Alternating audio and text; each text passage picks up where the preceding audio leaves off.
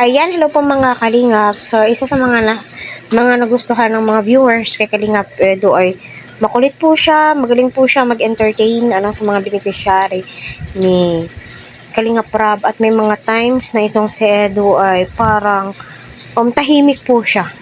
Yun po yung mga napapansin ko sa kanya na so marami ang kinikilig, marami akong nababasa o napapanood sa mga reactors na mga kasamahan ko, na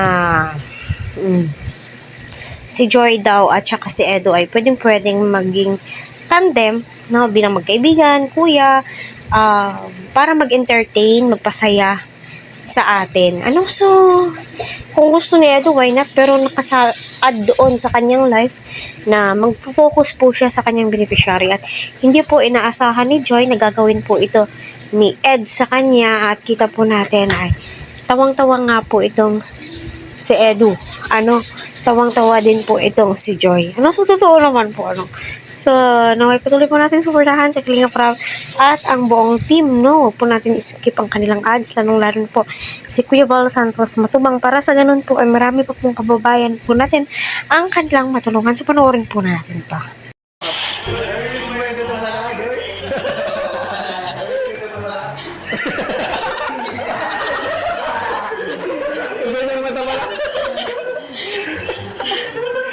Singgit.